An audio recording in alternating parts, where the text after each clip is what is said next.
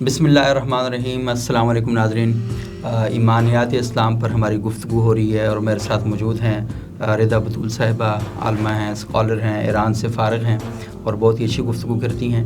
تو آج رضا صاحبہ ہم گفتگو کر رہے ہیں کہ اللہ پر ایمان کیا ہے، کیونکہ ہم نے پہلے بات کی تھی کہ ایمان ہوتا کیا ہے، ایمان کا ہونا کیوں ضروری ہے، اور آج ہم بات کر رہے ہیں کہ جو اللہ پر ہم پڑھتے ہیں نا ایمان مفصل، کہ آمنت باللہ و ملائکتہ و کتبہ و رسلہ والیوم الآخر والقدر خیرہ و شرہ من اللہ تعالی والبعث بعد الموت۔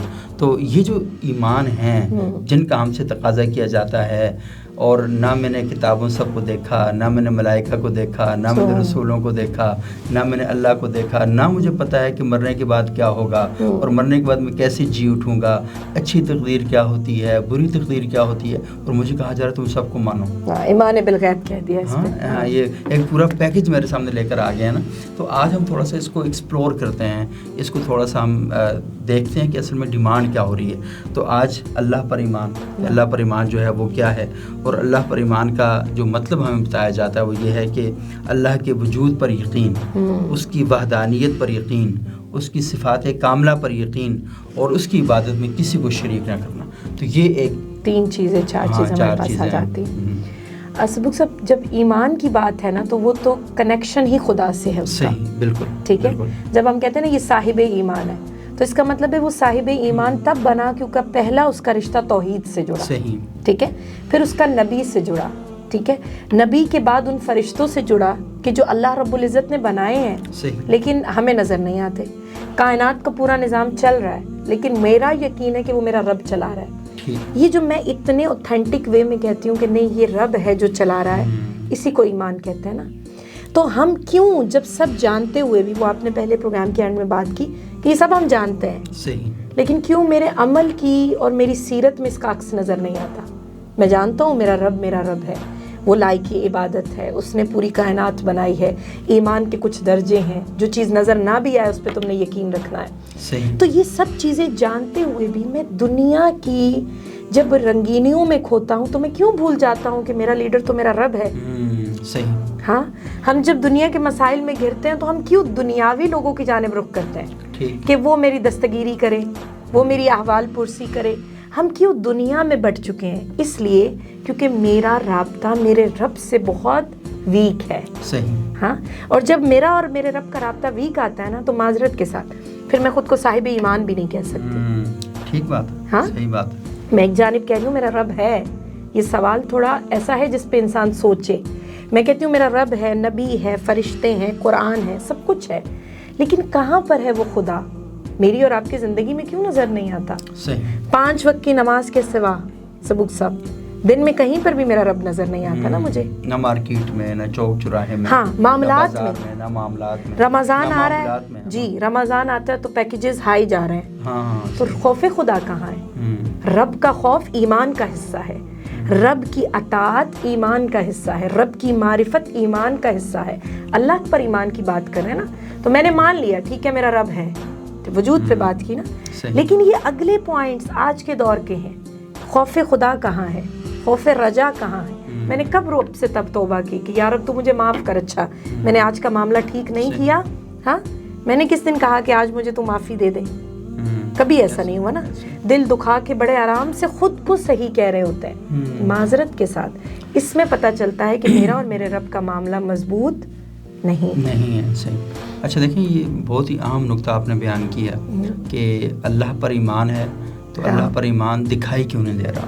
تو اللہ پر دیکھنا، اللہ تو نہیں دکھائی دے رہے، بالکل۔ تو ہم نظام کائنات سے تجربہ اور مشاہدہ کر کے اس نتیجے پر پہنچتے ہیں کہ اس نظام کو کوئی چلانے والا ہے۔ بالکل۔ دنیا کا کوئی نظام بغیر کسی انجن کے، بغیر کسی گریٹ ڈیزائن کے نہیں چل سکتا۔ تو پھر جب بندہ اس بات کو تسلیم کرتا ہے تو پھر اس کے بعد اس کی زندگی کے اندر وہ تمام اعمال نظر آنے چاہیے نا۔ ذخیرہ اندوزی کیوں ہو رہی ہے؟ زیادہ پیسوں پر مال کیوں بیچا جا رہا ہے؟ تشدد کیوں ہو رہا ہے؟ افطاری کے لیے جا رہے ہیں کہ یا اللہ روزہ آپ کے لیے رکھا تھا، تو راستے میں اتنی سپیڈ کے ساتھ جا رہے ہیں کہ ایکسیڈنٹ ہو رہے ہیں وہاں پہ۔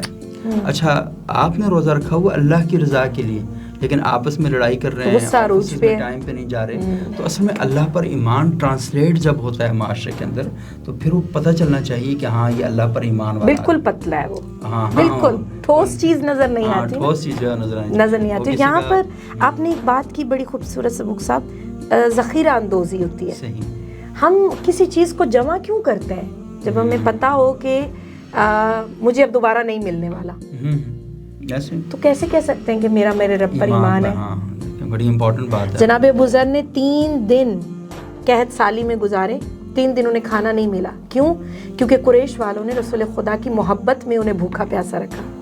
جب تیسرے دن ان کی ملاقات رسول اللہ سے ہوئی تو رسول خدا گریہ کرنے لگے, اور گریہ کر کے کہتے ہیں ابو ذر تو 3 دن سے بھوکا اور پیاسا تھا, تو انہیں مجھ سے یہ ذکر کیوں نہیں کیا؟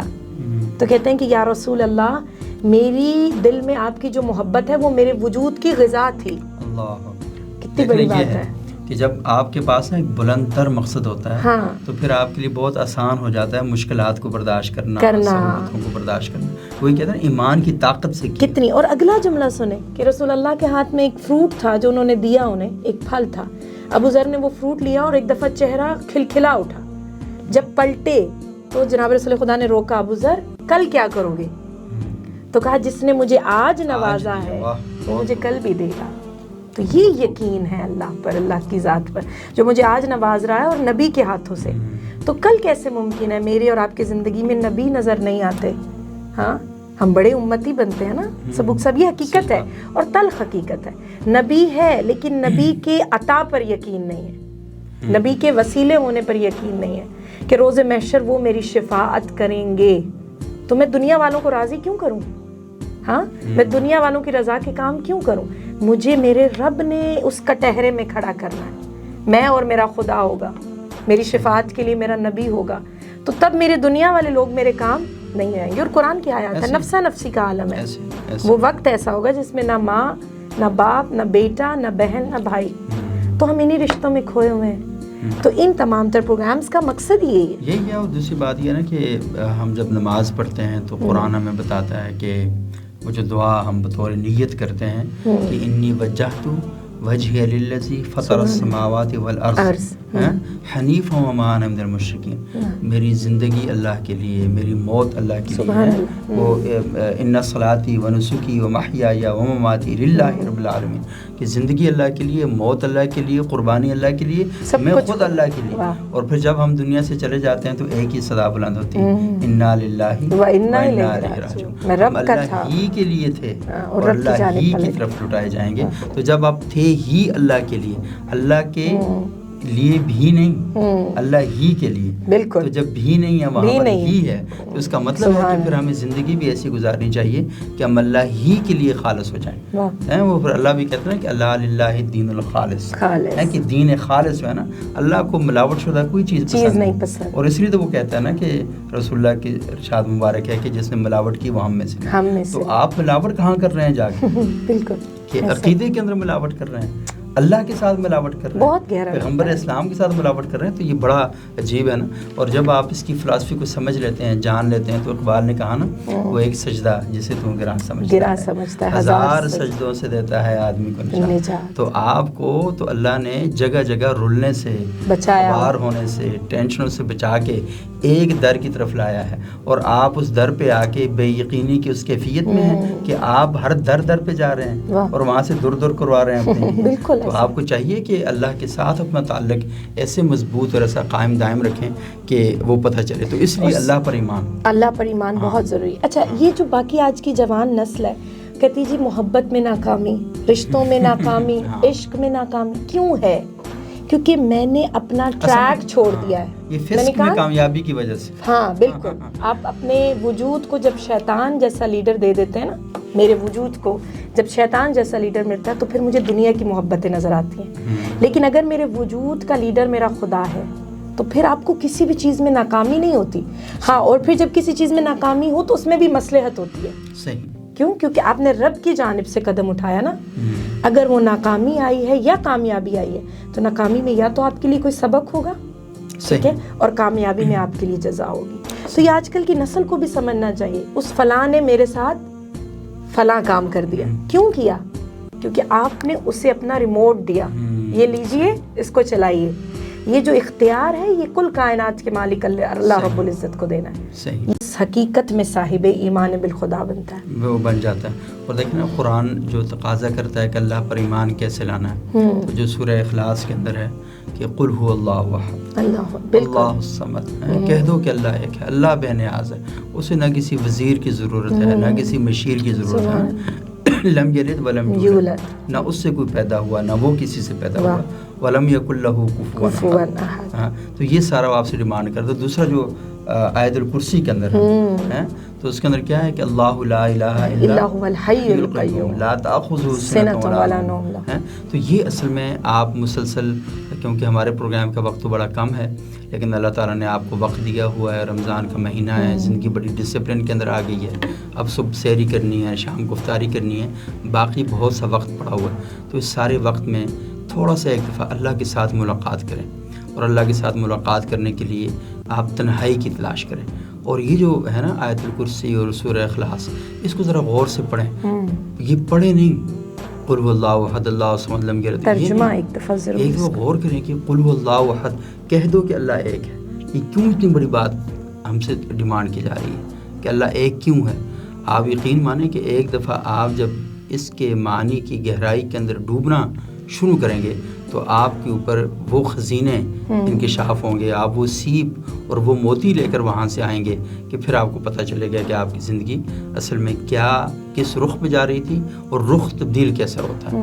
تو بہت شکریہ آپ کا. تو اس موضوع پر ہماری کیونکہ ایمانیات پر ہماری بات چیت چل رہی ہے اور ہم اس پر بات کریں گے. اور ویسے جو توحید ہے وہ اصل میں کیا ہے اور توحید کی اقسام کیا ہیں، تو ایمانیات کا سلسلہ ختم کرنے کے بعد ہم اس پر بھی ایک بات کریں گے انشاءاللہ.